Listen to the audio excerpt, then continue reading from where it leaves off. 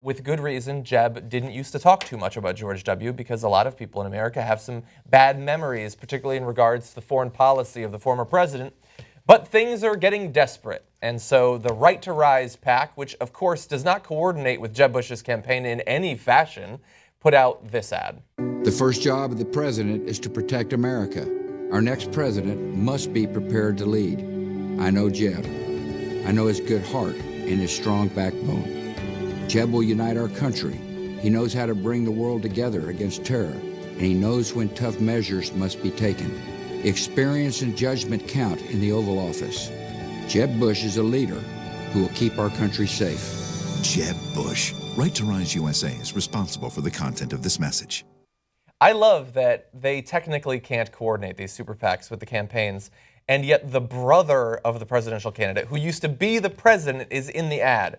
You don't think that that was coordinated just a little bit?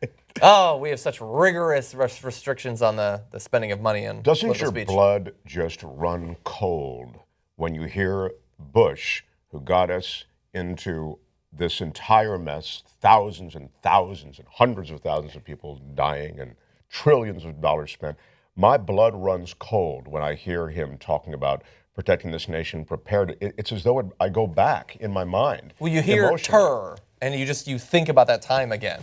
Well, and him giving those speeches and raising the terror threat level. And it's so funny that you bring him on, and the first thing he says, the number one job of the president is to keep America safe. That's like, you bring on the captain of the Titanic. Number one job of the captain is to keep us away from icebergs. I mean, literally, you didn't keep us safe. The worst terrorist attack in the history of our country happened on your watch. Which, if that was it, then maybe, it could happen under any president. The fact that he didn't listen to his advisors, particularly on counterterrorism, would make me not want to give him a pass on that. But to then say, okay, well, if you don't like a few thousand Americans dying, how would you like far more dying in the Middle East? And then, of course, the reaction to Katrina. I mean, there were multiple times when he did not keep us safe. Even in the capacity that the president has, they can't be involved in every decision in every state. But he had opportunities, and he flubbed them completely. Maybe there are some voters out there who used to like Bush, still have good memories of Bush, and they see Trump, and that scares them, because if they liked Bush, they probably aren't going to like Trump. He's a very different sort of politician. And so maybe the endorsement could actually help. I don't think that this is going to be enough to help him catch up to Rubio or to Cruz, let alone to Trump. And at the end, I would have said, if you're going to lose as a candidate, and I know that the Bushes aren't used to losing politically, they tend to win, lose as an independent man. Don't lose being dragged down by the legacy of your horrid brother.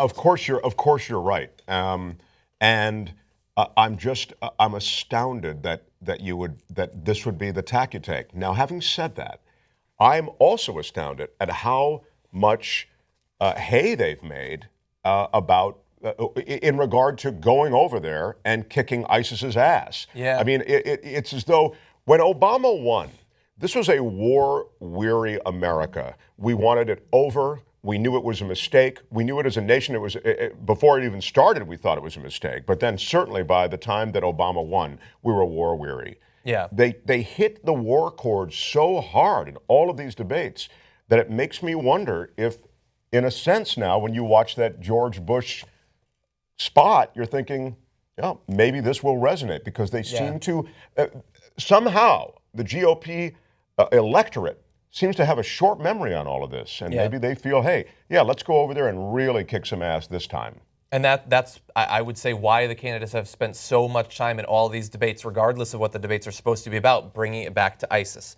You have to scare people so much that they forget how horrible, how tragic the reality of America abroad at war actually is. Right, and it started with Taliban, then it went to Al-Qaeda, then now it's ISIS. It's as though there's a new boogeyman. And I'm not saying that there isn't some, we understand the realities about this. I'm not saying that they don't exist, but the notion that we could just go over there and carpet bomb them out of existence is absurd. And yet that seems to resonate somehow with their side of the aisle.